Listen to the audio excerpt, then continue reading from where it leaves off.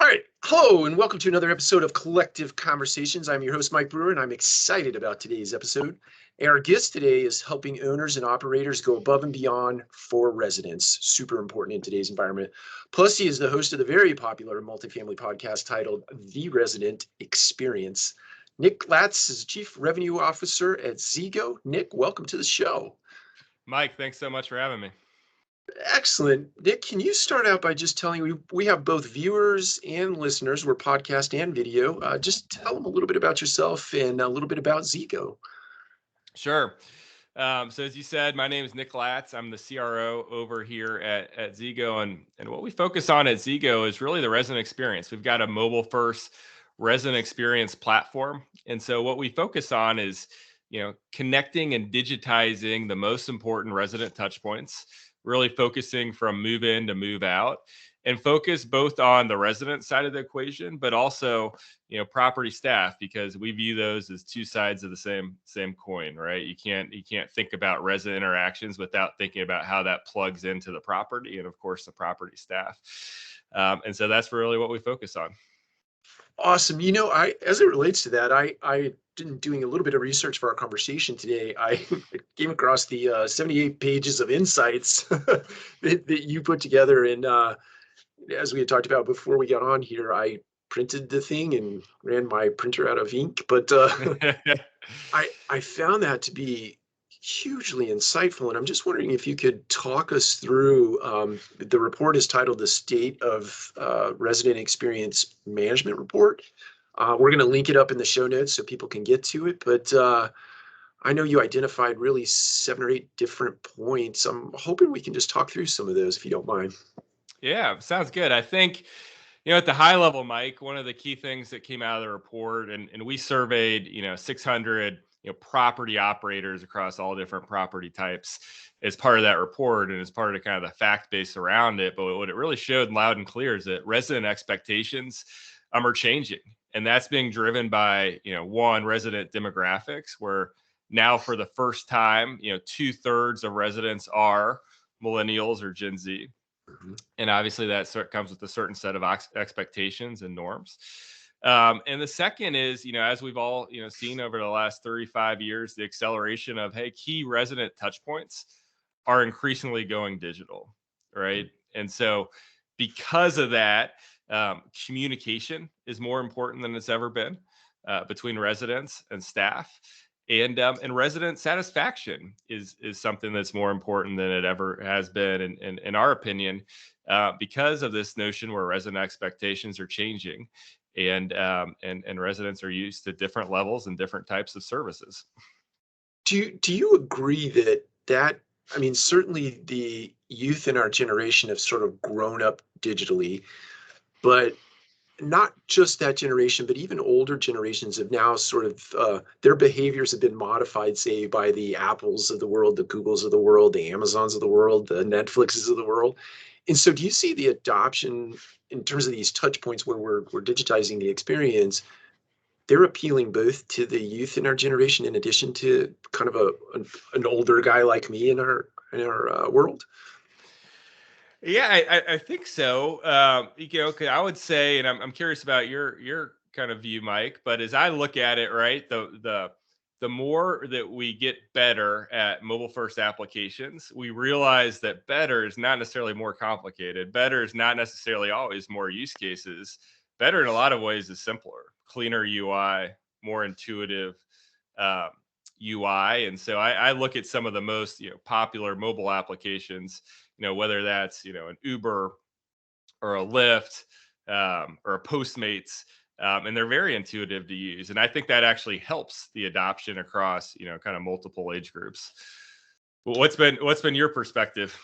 Yeah, just as a user, I think I adopted this sort of stance many years ago that if I wanted to sort of survive in the world of technology, I would have to be a practitioner of that technology, right? And so I'm that guy that has, who knows, 60 or 70 apps on my phone at any given time, and I've not gone deep on any of them or in any of them, but I certainly have a working understanding. And I do agree with you. The ones that are more intuitive in nature or have ease of use are the ones that get most of my time and attention. And I certainly appreciate them in the sense that they help me get things done much more rapidly, which is important to me in terms of time, right? Or giving time back to me for other things. Um, yeah, as I was reading through that report, I found it interesting, and this has been a stat that's been around for a long time. Turnover cost Yeah, this is $4,000 a unit plus minus. I imagine you're lumping in marketing, time off market, all those sorts of things in that number. that's Is that fair right. to say? Yeah, well, what we look at, and we see that it ranges from $3,500 to $4,000 to turn a unit when someone moves out, as you suggested. And so what we look at is on average, right? And we kind of aggregate it up, and this will differ by portfolio type, and this will differ by market and property. But if you aggregate it all together, it's about $3,500, and that includes things like lost rent. It includes things like concessions, advertising costs, to find new residents, and then the maintenance and repair that actually goes into turning that unit.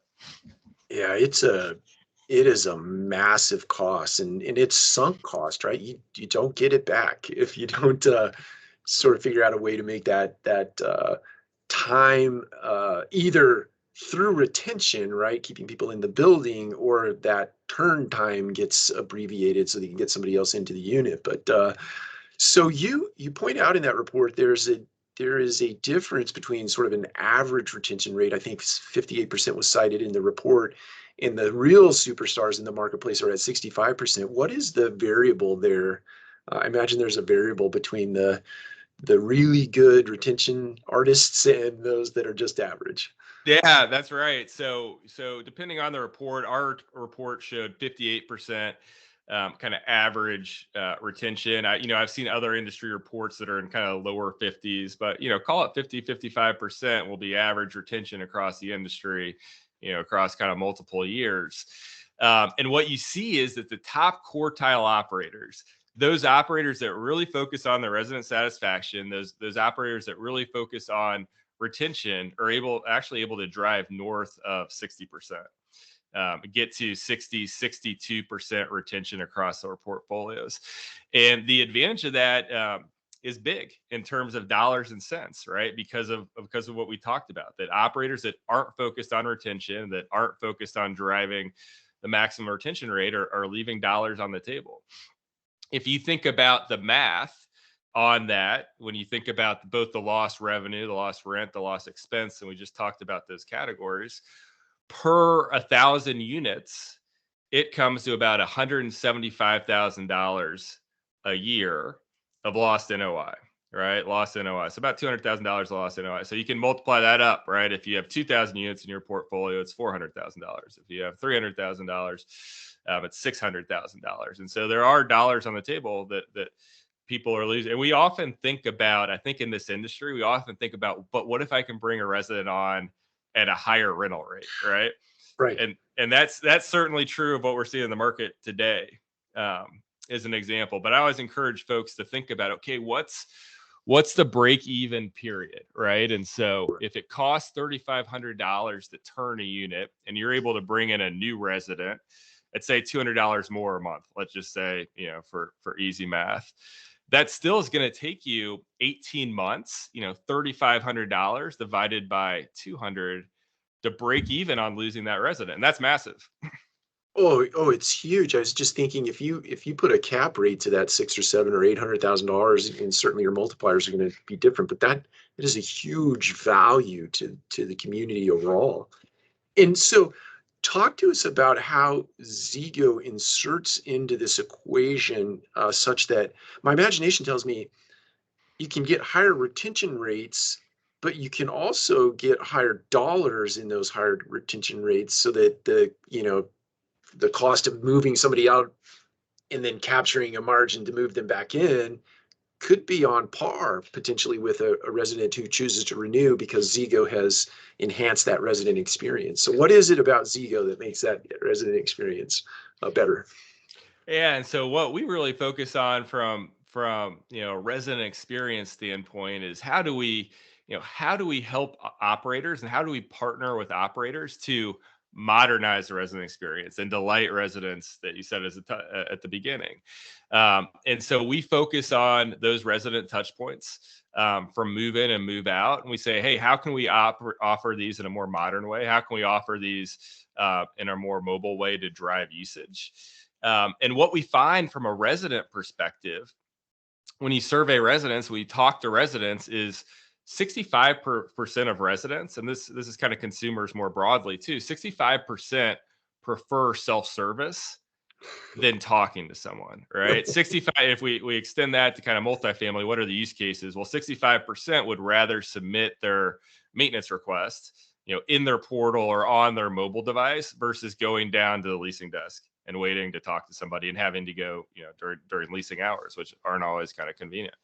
65% would rather submit their payment digitally or reserve their amenity digitally versus having to call down and talk to someone and leave a message and do that. And so what we find is that when you provide residents with options, digital options, also in-person options, right? We're not saying eliminate the personal aspect, but when you provide them with options, they get responses faster and resident satisfaction goes up.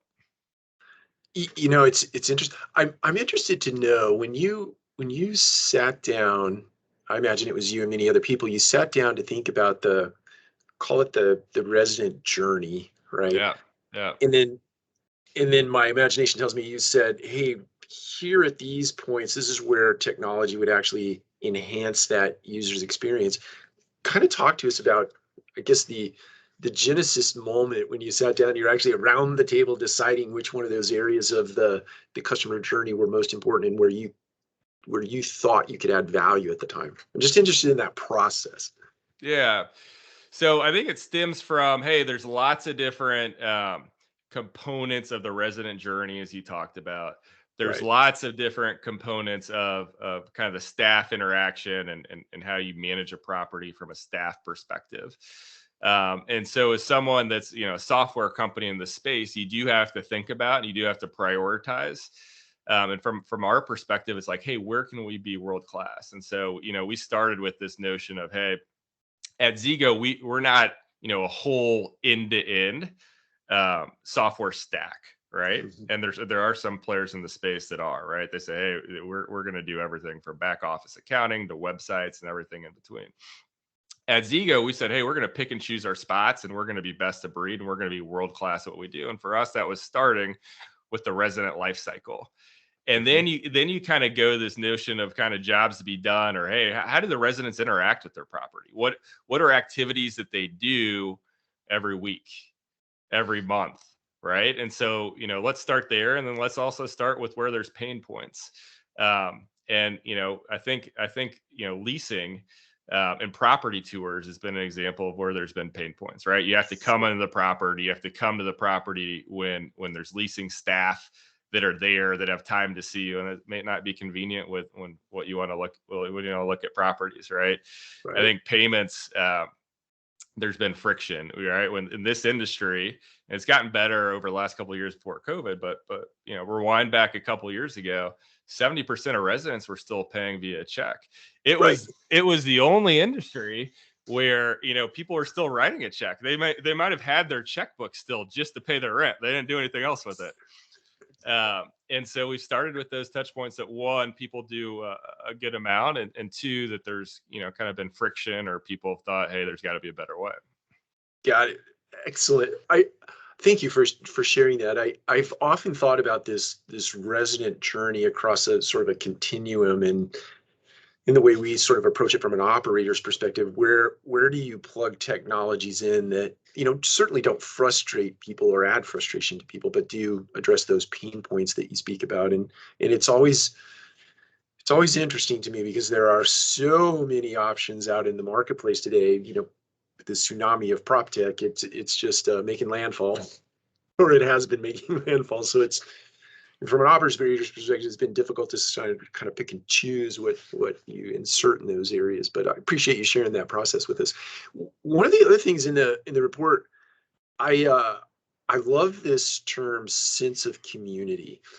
And an architect many years ago, I'll make this really brief, but he sort of articulated sense of community to me by way of a story. We were designing an experience for a property in downtown St. Louis, 6 different high rises, but she referred to it as creating collision points. And her specific example is, let's not put bike storage on the deck. Let's rather build a bike room where people will have to come to get their bicycle out of the locker to do some repair work or whatever. But that point right there is the collision point that causes that sense of community to start, right?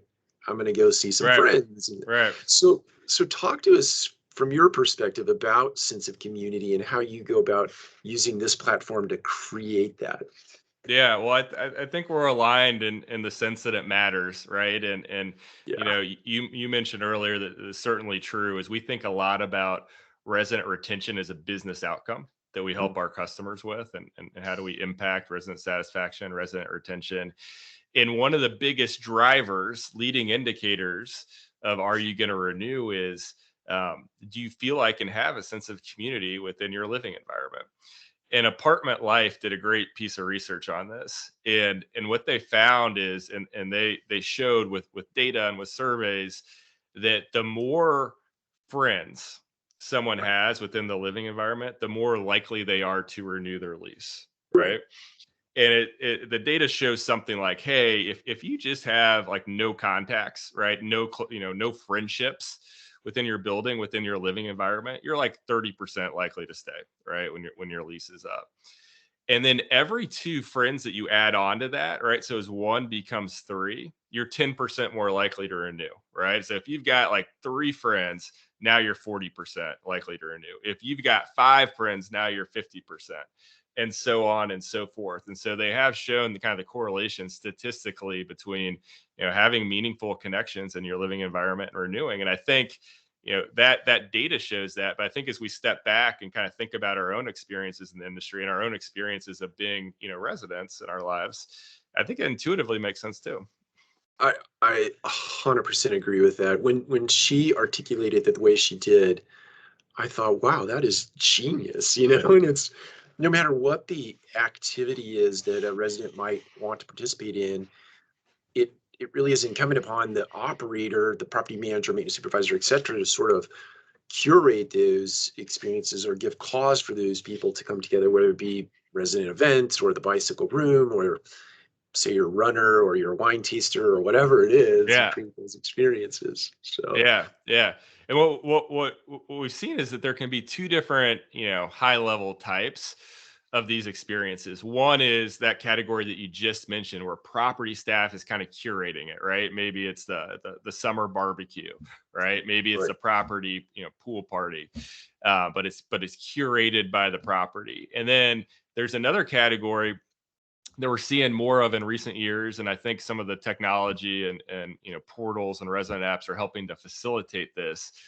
But it's events and community that are set up amongst and across the residents themselves. And so that might be something like, hey, like a mommy and me book club. That might be something like, hey, I'm going to play golf across the street this Saturday. Does anybody want to come? And so when residents are kind of interacting amongst themselves and engaging amongst themselves, a whole nother category. And when you think about it, that's the category that can really explode, because you don't need to curate it from a property staff perspective, and you don't need the same amount of kind of time and resources. It's done amongst your residents. Oh yeah, it's interesting in the way of uh, connectors, right? I think if operators, property managers are astute enough, they'll understand, because these individuals, these residents tend to come into the office more than any other, or they tend to interact with property management office more than others. But those are your connectors, and those are the individuals that you should sort of foster those relationships to create those kind of, I guess, teaser moments where if that person is going to play golf, there's a high likelihood they would actually share the fact that they're going to play golf. Right. That's But right. so you have to figure That's out a way right. to nurture those. I was interested in the executive summary of that report. Um, I think the last bullet point was something along the lines of how property managers and the consumers' communication preferences were not necessarily aligned. And I wonder if you could unpack that for us. Yeah, I think one of the kind of conclusions, as you said, or one of kind of the data points that pointed to was, hey, a lot of times properties and property staff will communicate with their residents kind of in one or two ways, right? And that might be some properties that are going to call and leave a voicemail, and they're going to have everybody's cell phone. There's certainly properties that do it by email. Mhm. There's properties that still do kind of the bulletin boards, or leave a note on your door. Different properties and different staff members do it different ways. Right. But what the data shows is that residents and consumers don't consume communications in the same way. We all are a little bit different in our preferences, and some of us will respond to text quicker, right? Some of us will respond to email. Some of us don't respond to email because we get too much spam. uh, some of us want somebody to call us, and even if we don't answer, we'll listen to the voicemail, and we'll kind of know the communication. And so the key aha there, I think, for me and for some of us at Zego was, hey, those properties that can understand how different residents like to be communicated with, and like people to reach out to them and how they'll respond, and can tailor the communication channel accordingly, are going to win from a resident satisfaction standpoint, and they're going to win from just getting more response and more timely response.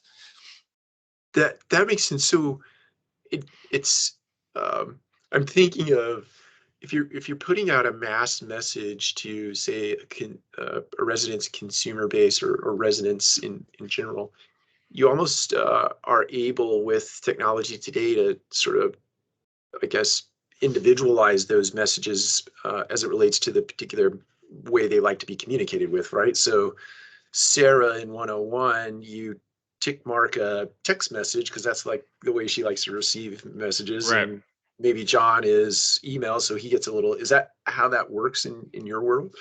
Yes, exactly. And I think, there's technology systems and tools that are enabling this in a better way. I think, you go back 5 or 6 years ago, it's impractical, right? And I think there's systems now that make it more practical, but it does put the onus on, making sure you have good data on these residents, and using tools to understand how people like to be communicated with. There are tools now. You don't have to ask them. I don't have to say, Mike.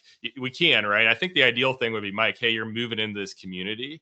These are the types of communications we're going to give you. What channels would you prefer? And so that's a great one. And then you can even take it one step further, which I've seen some people doing, which is kind of using like AI to say, okay, we've communicated with Mike, via email, via text, and he responds, to email, but never to the text, right? Right. So yeah, over time it learns what my preference is, or I guess over a few little interactions, it'll figure out what my preference is. And That's right. But I think the old fashioned method of asking people, still works in this case. and I think to that point, it's don't underestimate the power of that picking up the phone or actually writing a handwritten thank you note, or don't Yeah, underestimate the power of those things. It's because there is so much there are so many things competing for your attention these days. It's almost like those things have become the, oh wow, that's right? right. That's right. It stands out, right? When everybody else is zagging, and you can zig. I do think it stands out in the crowd for sure. Definitely. Well, as we sort of wrap here, what would you have our audience, our listeners, and our viewers know about Zego that we haven't talked about yet? And then certainly share where people can find you online, or anybody in the Zego organization, so that we can link that up in the show notes and make sure that we get attention drawn your way. Yeah, no, I appreciate it. I think at Zego, we are 100% focused on kind of building the premier mobile first resident experience application in the market. And so when it comes to the different resident touch points, we're kind of investing to be kind of, the head of the class, the best of breed kind of options, so to speak, that integrate with your existing property management software and property management backends. And really, what we focus on with our customers are those business outcomes around kind of adoption, right? And there are a bunch of mobile apps that are coming into the space and are in the space already, and we try to do two things to differentiate. One would be where we're focused from move in, move out, really focused on that. Two would be understanding, hey, what are the use cases and what are the outcomes that you want to drive? And how do we, through our research, how do we, through our base of 5,000 customers, share insights and share best practices? So it's not just giving you an app, we're not just giving a tool, but we're wrapping consulting around that to actually track and drive those outcomes. And then third would be giving you, we spend a lot of time on the insights, right? So hey, if your business objective is, hey, I want to digitize 65% of my work orders or my maintenance requests, one, we're going to give you kind of the tools to see that in your team, kind of the tools to see that on a just-in-time basis. What's the actual usage? How does that differ by property? How does that differ by manager? And we're going to talk through it with you every quarter and say, hey, you're at 30%, you want to be at 50%. Here's some tips, tricks, examples, and other operators to talk to that have gotten there. I have to ask, before we fully wrap here, I am deeply, deeply interested in machine learning and in AI, and I'm wondering if that is something that you think about is something that would be embedded in Zego at some point where I don't know what the vision of that would ultimately be, but are you adopting that I call it technology, maybe it's not referred to as that, but machine learning and AI in your business? Yeah, I think machine learning and AI are becoming, just kind of core parts of modern, B2B software applications. Right. I think most software companies are either, using it or thinking about the use cases where it makes sense for them. I think about for us, we do think about it from a communications perspective, right? And so, hey, we enable different types of resident communication, staff communication through our platform. How do we use AI to kind of determine what people like best? Another application where we're kind of using AI and experimenting with use cases would be around kind of self-service questions, right? So what questions? Why do residents call their property staff? Like, what do they ask? Right. And when you dig into it, it's the 10 questions make up 80% of what people call about. Right. So you can use AI to kind of provide some of those FAQs and those questions in kind of a self-service way. And then, other things like we're big on payments is one of the resident touch points that we focus on a lot. And from a payments perspective, it's going beyond, hey, how do we just enable digital payments? It's how do we help our customers get to 100% digital payments so they're not having to process checks. And so we're using AI and machine learning to do different A/B testing, which is saying, hey, we send Mike a rent reminder on the 27th versus the 26th versus 5 days later. Are you more likely to take action and respond? Because we find that it differs by the individual. So we can say, hey, Mike likes it on the 27th before because he never likes it to pay late, but Nick only kind of pays attention when he says, hey, you're 5 days late, you get the late fee tomorrow, right? And we can tailor those communications accordingly. That is so fascinating and so deeply interesting, and I can see how that would add tremendous value to an operator in terms of almost in a predictive sort of way, right? You can start to hone in on actually people who are pay late habitually. You'll know it through the technology and potentially be able to kind of help them create better habits, right? Right for themselves. And then the third one that I'll mention, which I think is super interesting and will be super helpful to operators and owners once the industry gets it dialed in, and we're working on it. We've got a release coming out, in 2022, and there's some other vendors working on it as well. But hey, what are the leading indicators that will say whether a resident's going to renew or not? Right. Oh, yeah. And it might be things like, hey, have they gone to any community events? It might be things like, have they had maintenance issues or not? And how did they score those maintenance interactions? it may be things like, do they pay on time or do they pay late? But kind of collecting those variables and then letting the algorithms and machine learning do their things to say, hey, the likelihood this person's going to renew is 65% versus 20%. And then you can imagine the implications, right? Because it gives you a jump start on replacing and filling those units. It just brought to mind for me. So I spent a little bit of time with Equity Residential prior to, prior life. And who knows, let's say it was 15, 16 years ago. We had a version of that, so let's call it an analog version of that, where we would actually sit around as a team on a Friday and we'd go through every single resident and we'd have all these paper reports to all the things you just mentioned, all these paper reports where we would try to sort of predict, right? And there was no science to it. We just, right. Yeah, we had things as sort of nuanced as that resident has a garden on their balcony and it's like fully baked, right? It's fully grown. And that's worth something. That's going to be a lot to move, right? Yeah. That factored into our analog, right? Yeah. That's funny. When we talk to leasing agents and kind of do primary research around this, like, hey, is it helpful? Do you have it dialed in? We do hear like, man, like sometimes I have an idea, but a lot of times I have no idea. And I'm so surprised. And the person that I was convinced was going to move out because no one knows them, they stay there, they never come out, 5 days before, the renewals due, they do it. Right. And it's just kind of the randomness. I think everybody wants at least a hypothesis and knowing that the hypothesis, isn't true every time. Yeah, that's 100% right. I just had something come to mind where we'd have drones flying around and scanning sort of proximity of apartment and plants on apartment balconies or grills or whatever, and then feeding that data into our algorithm. That garden one, that's not in the current working draft of our algorithm now. So maybe we'll add that in. Thanks for that tip. Yeah, we'll do that.